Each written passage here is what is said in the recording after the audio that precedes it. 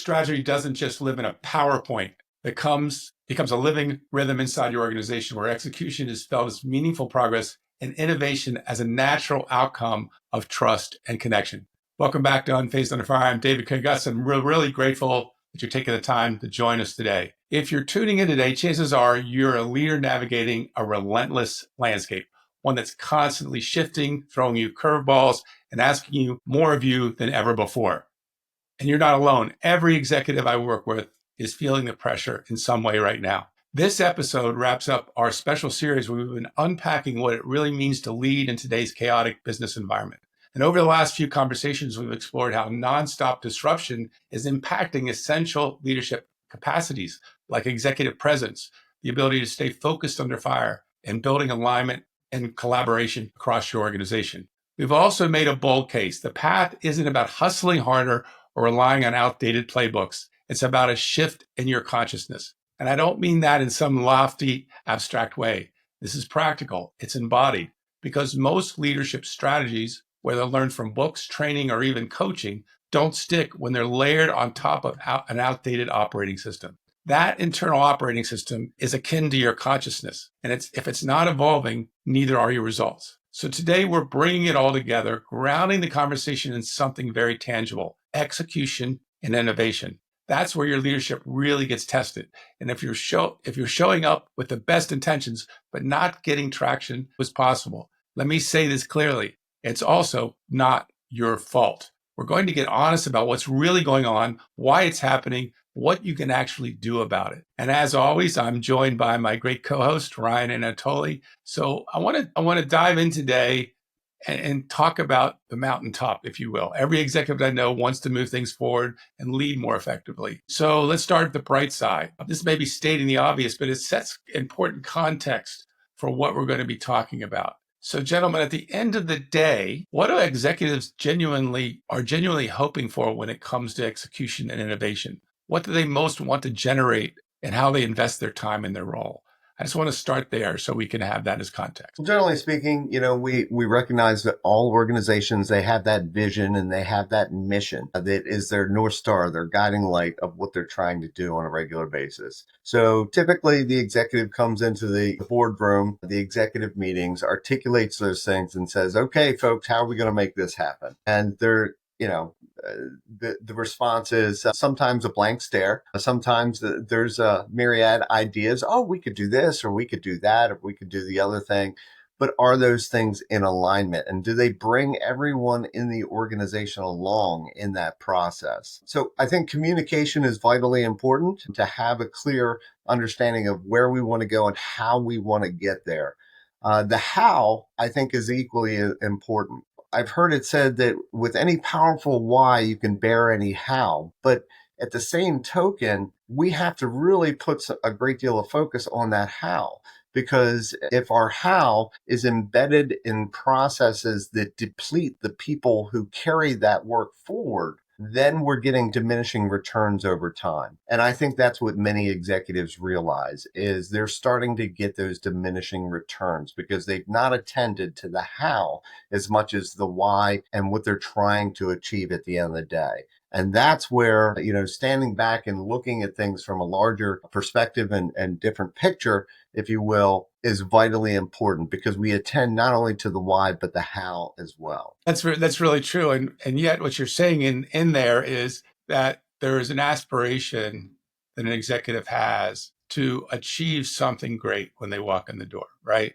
To move the cheese, to generate outcomes that they care about, to do it in a way that doesn't take necessarily great effort, even though they're willing to put the effort in, do that. But there's more of a straight line from point A to point B that they can measurably see is impactful. Your thoughts on that, Anatoly? So I'll just say a few things based on my experience. You guys are using all these lofty descriptions of how things should be done and how, executives should be feeling about what they're trying to accomplish. But honestly, the first idea, maybe the last idea that crosses their minds is like, how do I get out the door at the right time before this house of cards collapses on my watch? So that's first what they're thinking about. Because look, in such a volatile environment, there's so much happening. I could be, as an executive, putting all that stuff under the rug. I'm sweeping it under the carpet, right? Hoping for somebody else to discover all that. And then the second thing is, how do I invest in my team so they can actually generate some work from me? But I don't get burned over by investing in my people. So these are two things. I'm sorry to say that, guys, but this is the stuff that these guys are preoccupied. It's all about survival. How do I do enough to impress the board? And how do I keep my loyal and productive people still working for me, staying employed, generating results? So this is like one of those fears that they have. So the idea is talking about the pains. Who can help them solve this? Keep their team loyal and engaged so they can focus on external or other issues. So I think, if we're going to start looking at small things, but actually that support the entire mechanism, that would be of value. Think about this. What you're saying could have been true, let's say 5 years ago, but we are living right now in a different world because there's a new layer of this digital unpredictability. So everybody's racing against the clock. You don't know what AI is going to come up with and how it's going to impact my world and my organization. It's a big unknown. If I have some aspirations, okay, let's look at them. Okay, some people may be thinking, I want to be thinking about my legacy. What do I leave behind? Will I be remembered when I leave this? I jump that ship, leaving all my people behind. Will I be remembered? I think most of the people think like, do I really care how I will be remembered? Because, I'm so spent after having tried to, like you said, move the cheese. I'm barely hanging there, right? So aspirational side of it is great. But I think those executives who've been freed to think about it, like I have some extra time to think about it, I would not think there would be too many of them out there. So in a certain way, what you're saying is that's been buried by the current environment, that's no longer viable. I mean, if you look at the statistics, 67% of well-formulated strategies fail to meet execution. That's from Harvard Business Review. And like over 50% of executives report being completely dissatisfied with the innovation efforts in their organization. Then we have the burnout statistics, right? You have 70% of executives seriously thinking about leaving. We've talked about that before. But what you're saying is we've buried something because we can't even address it anymore. Is that fair to say? I'll let myself down if I try to go there, or that'll be a waste of time because I've got to move this piece on the board this far today. That'll be a satisfactory day for me. Is that fair to say? I can explain it this way because I come from, business ethics and compliance. There's a lot of BS there, but that BS is kind of mandatory.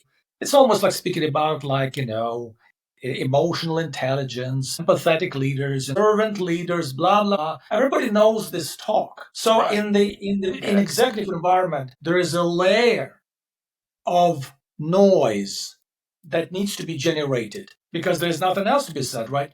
Is it ever applied? Can it be even applied? Is a different story. But there's always this fair amount of BS that everybody agrees that, okay, we have to go with the flow. That's how things are done, right? But then actually all that stuff is gradually gravitating from the reality we're living in. So that creates that cognitive dissonance in the minds of people. We keep hearing this, but this is the environment where we're living and trying to survive. And this rift is growing. So who's going to address that? And that's the problem. And a part of it is we say the good things. We have the messaging around empathy and emotional intelligence and servant leadership. But at the end of the day, it's that survival component in us that continues to keep us focused on results. And what we do to achieve those results have nothing to do with servant leadership, emotional intelligence, or empathy. And so we have yet to cohere those concepts and philosophies into our how. And that's what I was mentioning before in terms of the attractive why and the attractive how, and having those cohere with one another. I think Anatoly put a very fine point on it with how he had said it. And that's my experience too in working with organizations. Yeah, Ryan, I hear you. I want to be a servant leader, but I got to get this done. And that's the divide, the cognitive dissonance that he describes. It doesn't have to be two different things. And that's what I think that a lot of people struggle with and are struggling to integrate for themselves as well as their entire organization. And that's where the conversation really needs to be pointed towards for executives, is how do we make that coherent? And I'm excited because I think the remainder of our conversation really speaks to that. We want to address some of these external factors, but given what you both of you just said, what's the toll this is having on the human being that's in the executive suite? At the end of the day, they're basically surviving day in and day out. What's the toll that is having on their experience leading and also on their personal selves? It's got to be that putting 10,000 wet blankets on you every day trying to step forward. And this is why we have 1,800 CEOs leaving their seats last year and 222 that left just in January. And if you can calculate that, that's going to break last year's record. So what's the toll? How would you describe that? I always go to the old adage, you can't pour from an empty cup. And that's exactly what's happening. We have a lot of executives that are trying to pour out into other people, but there's nothing in the cup to pour for anybody else. And that's the real detriment. It has to start with the executives at the top. They're the model. They're the ones that set the tone for the organization. And so they're ultimately ones that have to hold that high state of being as an appropriate model for everyone else, instead of getting pulled into the mire of what they're dealing with on an operational day-to-day basis. I was just talking to a client of mine today to build off this, who finally got the top seat in the organization, very passionate about the organization's mission. But I heard this in her description of what she's dealing with on a day-to-day basis. When I said that a lot of people are leaving their seats, it's not worth it. She says in the back of my mind, I'm wondering if it is too.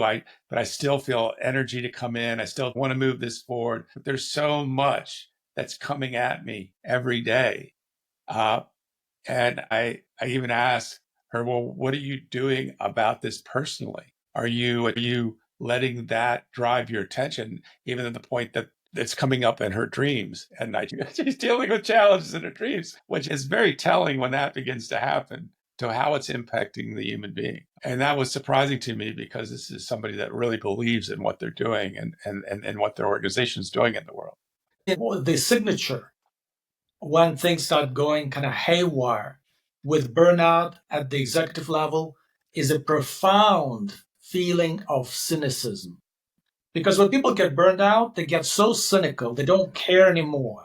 Unfortunately, it trickles down the entire organization.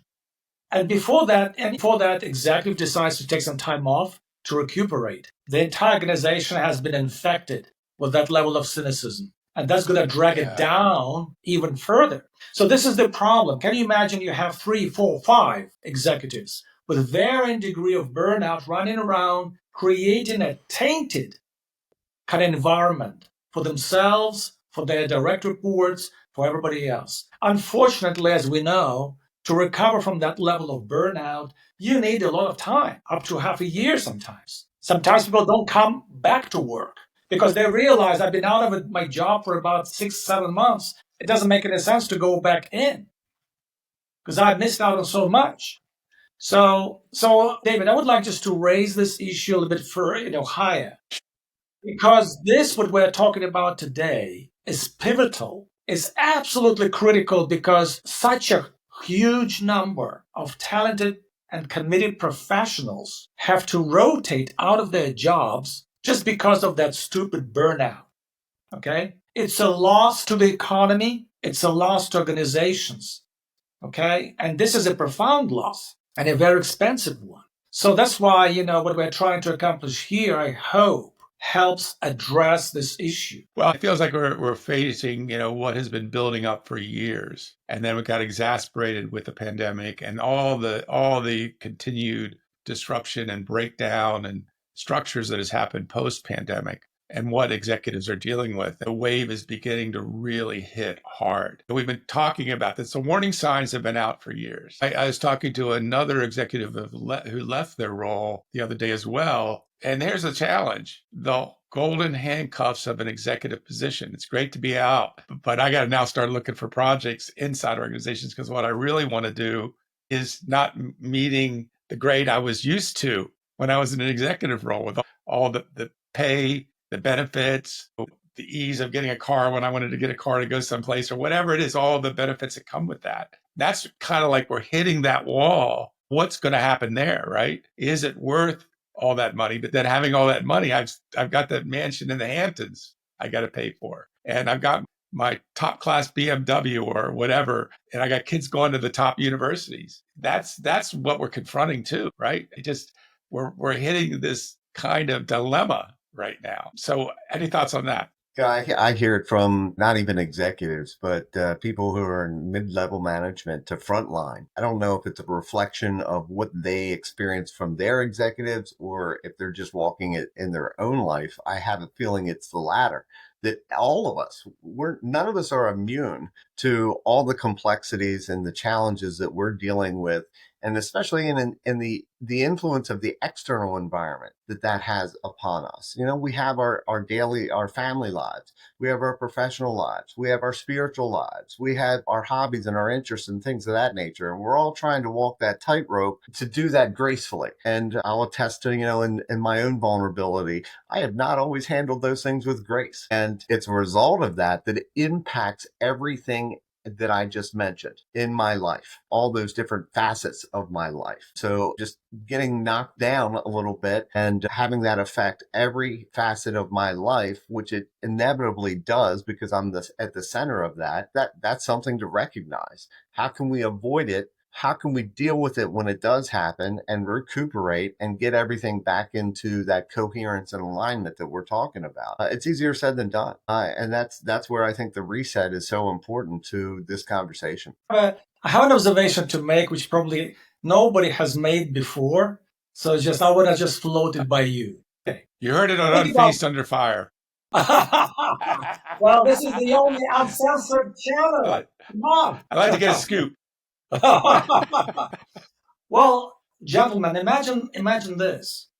If all these people in the executive roles, right, they're trying to survive the disruption, the rigor and challenges and all that. My question is very simple. What does it do to the competition out there? Is it whittling down the numbers of those competing in this rat race? Because it's one thing is when we're talking about people kind of signing off and filing out, right, because of the pressures. But then let's shine that light on what it does to the competition. So the few of those who remain in the rat race, do they actually benefit from so many getting discarded by the system? Say, you'll last another day, which means that 1,000 others kind of bite the dust. So if I find the strength to get up in the morning and go to work, it will be another 1,000. So I just want you to also think about what it does to the competition globally, not just the United States. It's a global phenomenon. So are we creating a level of,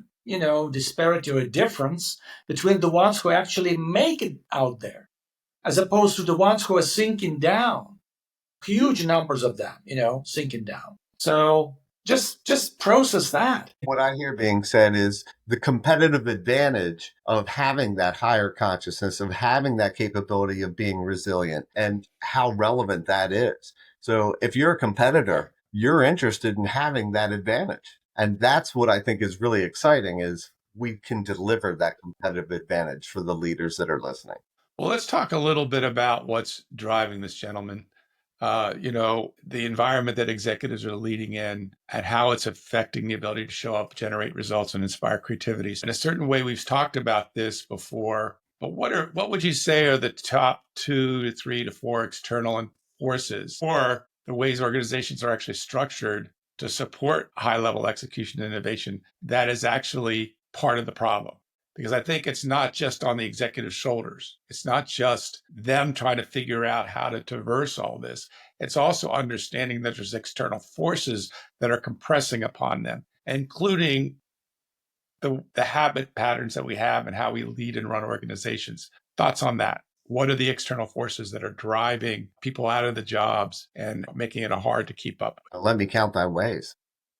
In terms, In terms of external forces, there are so many things, and I think we've alluded to some already. I mean, the COVID crisis. We have had such a disruption to supply chains that was a significant concern for many different organizations, typically the manufacturing organizations and those that deliver products all over the world. But, it also has a ripple effect on the service organizations as well. So that's something to consider. And I don't know that we've totally recovered from that, to be honest with you. And then there's the political atmosphere. And from that political atmosphere, we see that the budgets are being affected, manpower is being affected by those things. And those are not insignificant issues in and of themselves.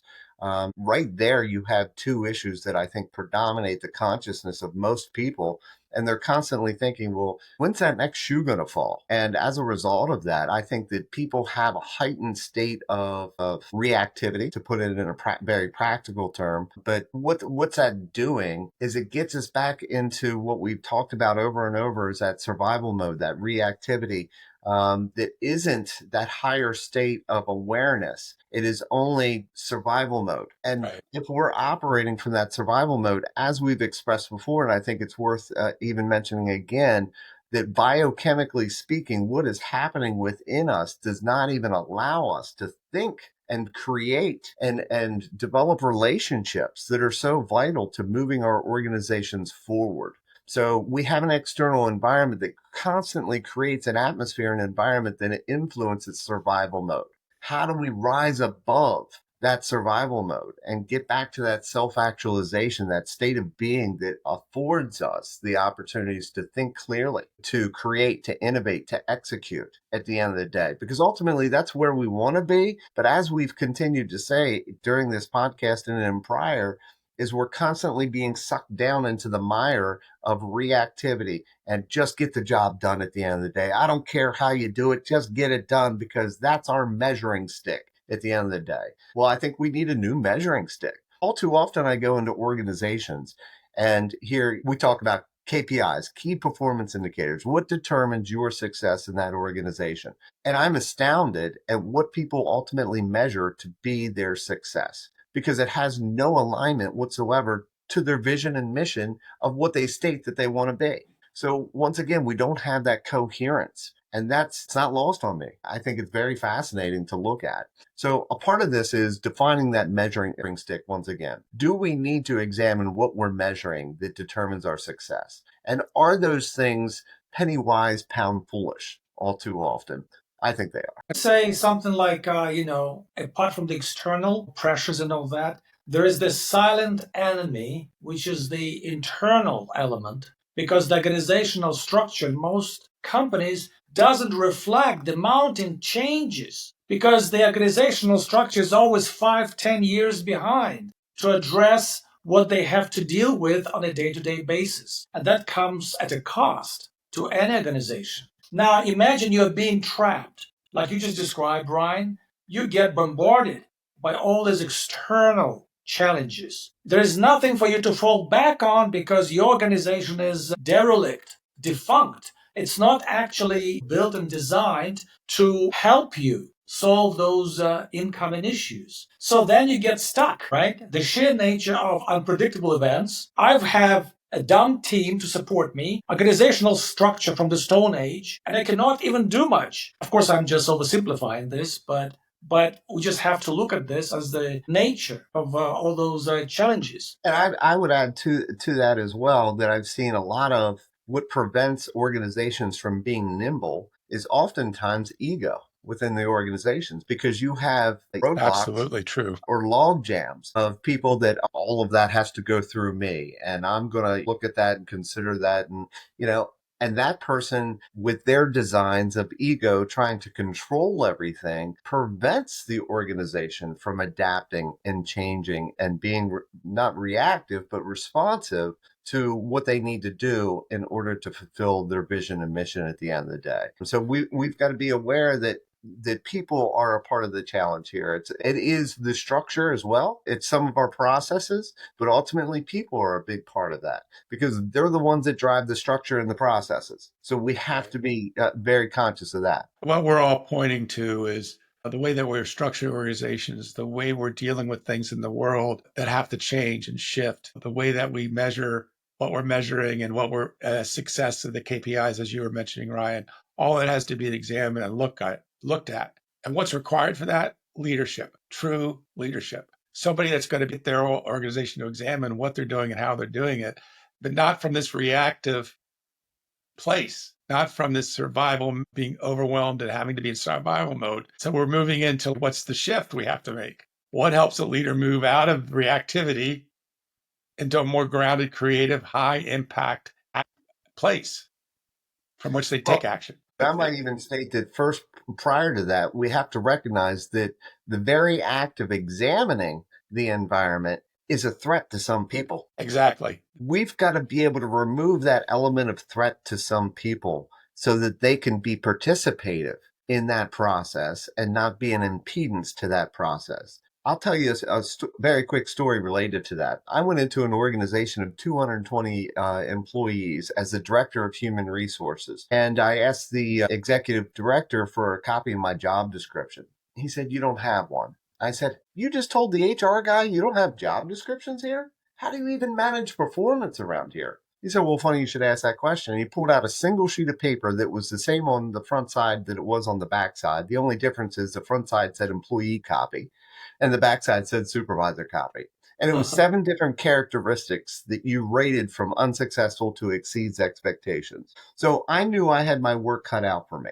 So one of the big first major projects that I took on was to create functional job descriptions across the organization. And I was just shocked at the level of resistance that I was receiving. It was not from the frontline employees. It was from the executives who said, hey, Ryan, knowledge is power. And if I tell you what I do and how I do it, I'm easily replaceable. So once again, while I was making every effort to make their lives easier by creating functional job descriptions that give them the details of how they hold their employees accountable and manage their performance, this should all be in their best interest. They said, "Oh, whoa, you didn't consider that once I document what I do, then you all know what I do. And therefore, I become easily replaceable." So we had the fear factor that we needed to address. We had to put that elephant on the table and talk Deal about with that it. elephant. Yeah. Yeah, well, that doesn't come from the most inspiring place to lead either. I'm the Wizard of Oz behind the black curtain. I'm doing everything. I'm staying busy. I'm keeping my people busy. That's all that matters. Or yes. These are not the droids you're looking for. Yeah. Well, it wasn't quite a Jedi move, but I think we painted the dilemma pretty well. I want to talk about this shift that you intimated in Anatoly and Ryan a little while ago. What helps a leader move out of this reactive place? And this brings us back to the ground of consciousness. So I want to talk a little bit more about, okay, you guys are talking about this big word, consciousness. Given everything you talked about, how am I going to adapt and take in that right now? Yet it's an important thing to talk about, I think, because it means everything to who we are, because we swim in it every day. And it drives our perception. It drives how we engage others. It drives our energy. All these things that are fundamental. And in pointing back to something you said, Anatol, organizational structures are 10 years behind, maybe 30 years, given what's happened since 2020. And we are also behind ourselves. And I go back to my profession, which is repackaged pretty much what it did prior to 2020 and repackaged it into, okay, we're going to do resilience training. It used to be leadership development training. We now call it resilience training. We're going to do the same thing. There hasn't really been an evolution in my profession to attend to this either. We're in the same boat. What do we have to really attend to, this thing called consciousness? What is it? Why is it important? I want to revisit that. David, it makes me reflect on some work that I've done around dialogue and David Boehm's work, specifically speaking to a concept of fragmentation. And fragmentation is where we divide up the world, categorize everything, take one little sliver and think that we have the whole picture. And that's kind of what I think about in terms of consciousness. Another way to state that is you walk into a dark room and you light a candle just to see what you can see. Well, that candle's only going to have so many lumens in order to provide enough brightness. But let's say instead of lighting a candle, I bring a floodlight in. And now I can see everything in that room.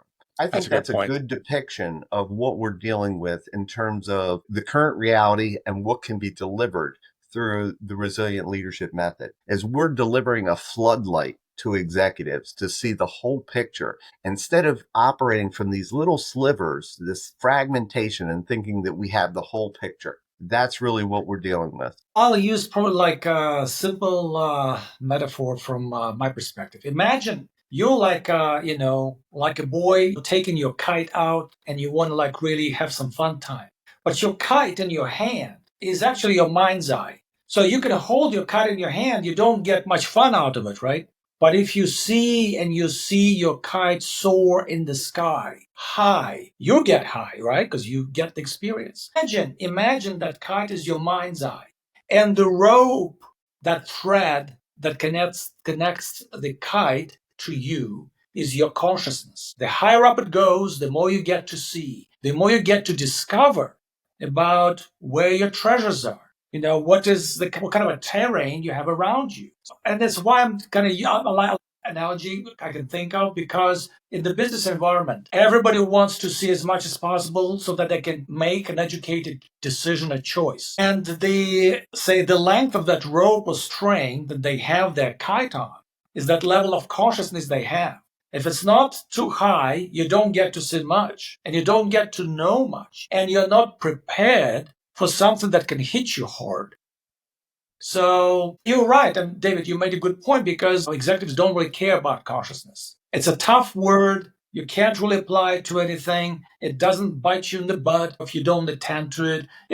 Lots of things. But if you put it in the context that this is your competitive advantage, that's your survival mechanism combined, that's an assurance. This is the investment in your own career. It's like with doctors, right? They pay a lot of money to get educated, but burnout can easily take them out of that competition just because of the burnout, right?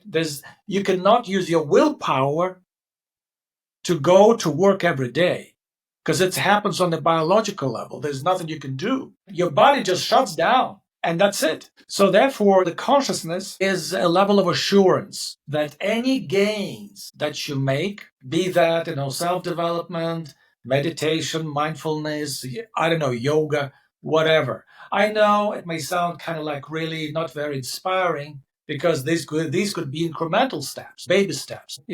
We need to make these changes in the way we structure this organization in order to be nimble, in order to be more effective, in order to achieve what we're here to achieve.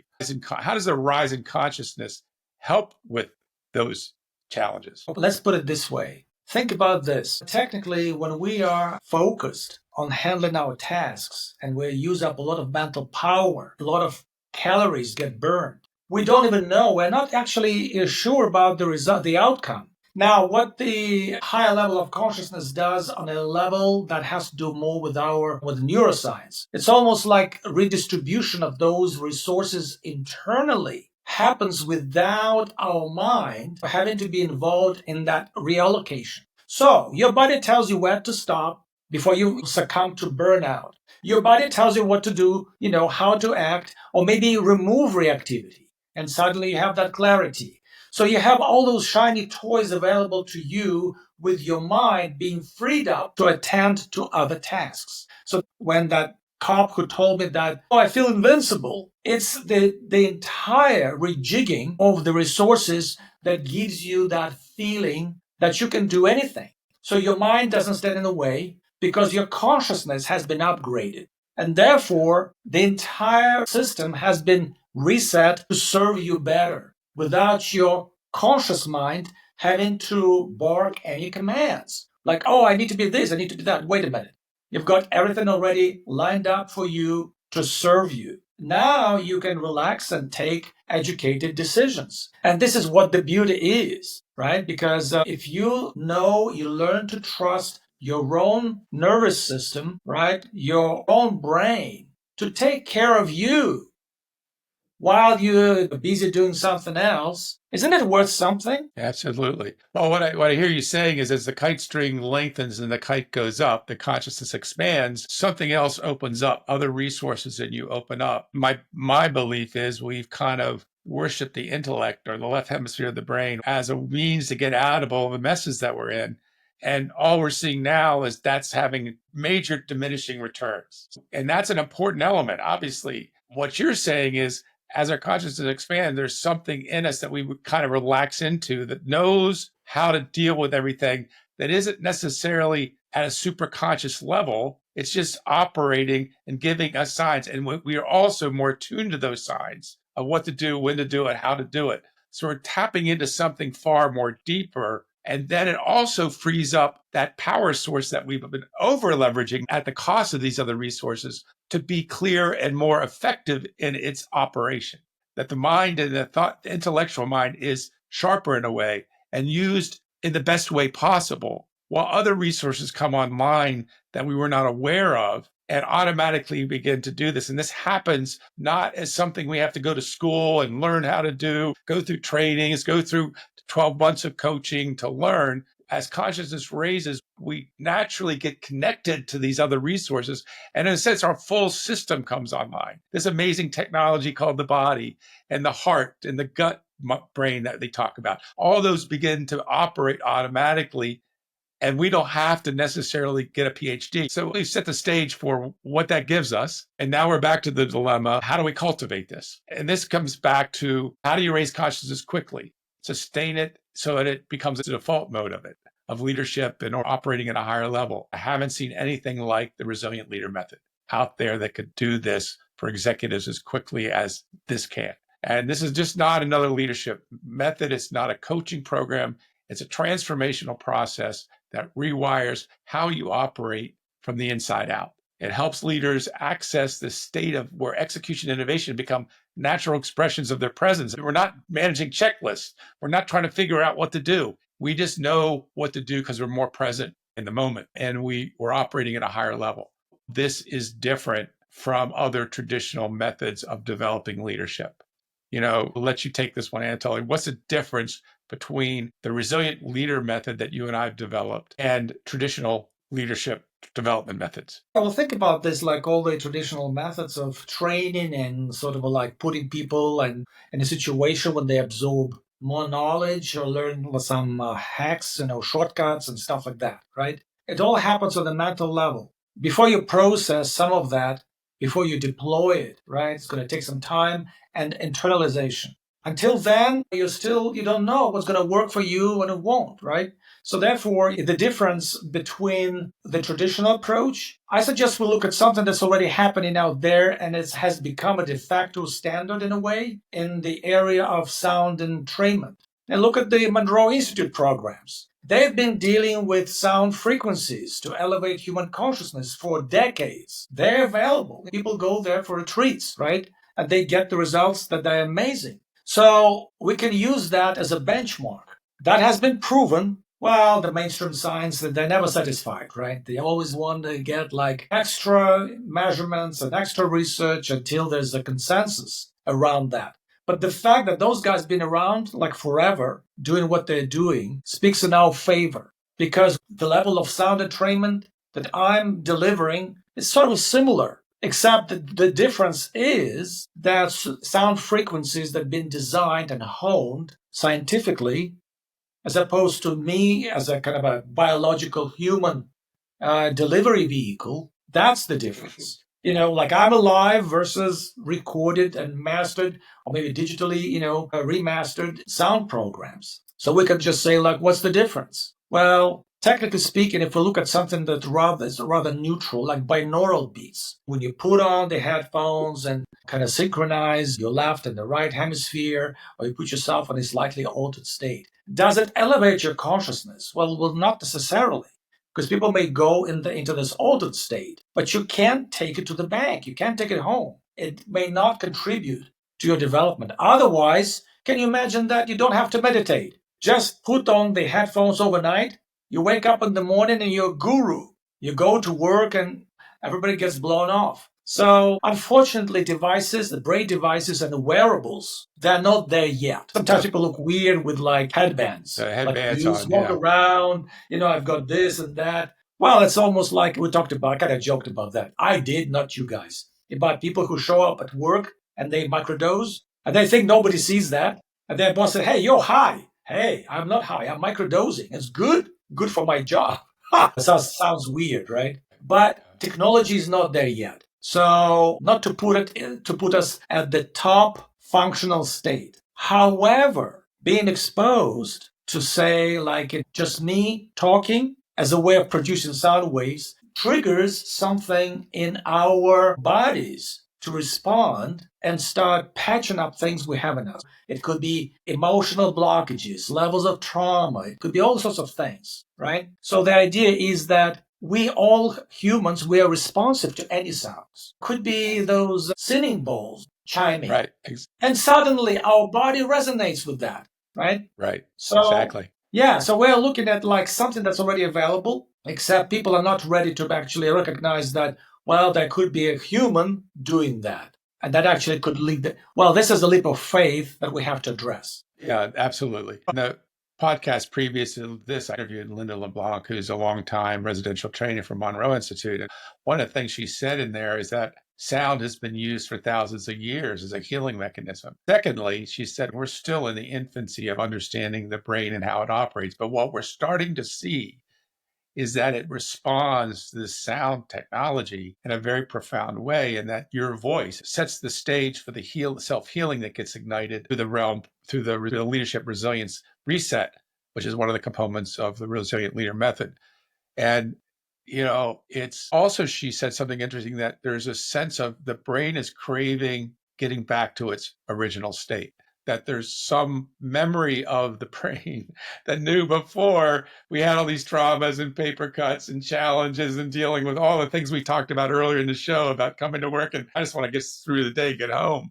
It could crave something different, and it's actually natural for us to be in this higher state of awareness. That's what it ultimately is wanting. The resilient leader method takes care of this also in 2 1-hour conversations with you. And how is that possible? So we're confronting people that understandably have skepticism. That's healthy. And that's why we put in some things in place to reduce the risk, including a 30-day money-back guarantee on this, to make sure that people have all the barriers removed that can allow them to do the process. I just want to share just another story that puts this all together. I had the privilege of working with Julie, and Julie was this incredibly sharp IT director at a high-growth tech company. And she's the kind of leader who gets things done. She's very strategic, thoughtful, and very driven. And she cares deeply about her team at the same time. They're her tribe that helps her get stuff done. And when we first started working together, she didn't necessarily have her sights on becoming a CIO. But if she did, it would have been because she wanted to empower people and bring out the best in her team. And the truth is, she was carrying a lot of other things personally. She was navigating high stakes projects. She had a full plate at work, and she was being a mom at home. And she cared about that. On paper, she looked solid. You couldn't tell that anything was bothering her. And yet she was beginning to get overwhelmed. Her anxiety crept up quietly, then started speaking louder and louder. She started feeling more tension in meetings, started second guessing herself, feeling like she was losing her calm under pressure. All the things we talked about earlier was happening to her. Her team still trusted her and she still delivered, but she didn't feel good about it anymore, right? And she told me, I don't want to lose what makes me effective. That was her biggest fear. I don't want to do something that's going to make me be effective. I just don't know how to keep up with all this stuff, but it's costing me so much. So I suggested she go through the resilient leader method, promising that if she engaged the method, she would not lose her edge. She had to know that doing it would take her to a higher level and that things could be done without the anxiety. So, and I'll tell you, something really beautiful happened for her, not all at once, but steadily and deeply after she did the reset. She started reconnecting to her presence. And a lot of people that do the reset talk about this. I just feel in the moment. I just feel present. Her clarity came back. She started noticing her own patterns before they took over. She just stopped. She said the anxiety that was at a constant low hum just quieted out. In fact, it went away. Her meetings felt different. Her communication became clearer. She became more grounded, more collaborative. Her team noticed. Her family noticed. And one day she was actually sharing a story that really hit home for her. Her son walked into her office during a busy day while she was finishing up work. In the past, she would ask him to wait a minute. But that day she paused, closed her laptop, and was with him. She turned to him. And in that moment for her marked something big. She was just leading from a deeper place, and she was attending to what really mattered in the moment. And so that goes back to all the things we've talked about that executives are dealing with. Something happens through that rising consciousness that happens through the reset she didn't just change who she was. She came home to herself. That's the way she described it. I feel centered in me. I feel more in control of not the circumstances. They still go crazy, but I'm at the center of the storm. I'm the eye of the hurricane, if you will. And so it was really beautiful. And that's why I care about this work so much, because it is so much fun to coach people after the leadership resilience reset. I'm not trying to get them to deal with taking off the wet blankets or dealing with what political stuff, or I can't believe what you said to me and I've got to process this. No, let's go. I have this to do. Tell me how to deepen this, be a sounding board for me around my vision. It's a lot more fun and just really powerful. So I just wanted to share that story again, because this was also her personal life was impacted. Her relationship with her son and her husband just took on a whole nother trajectory. It was really beautiful. Yeah, David, what you're describing for me is what I've termed that longing. And I think that there's a longing that exists in so many of us for coming back home, as you had stated, Right. becoming fully ourselves. And I know I'm very aware of that. Some people are unconscious of that longing and just feel it as an agitation. That's true. In the back of their neck or something like that they just can't reach, but they know something's missing. For me, I just use that term longing because I think it really describes that heart-wrenching desire for this greater level. And it's an answer to that collective longing that I think so many of us are experiencing. And that's one of the reasons I'm so excited about this, because I've recognized that for probably 15 to 20 years now in my own life.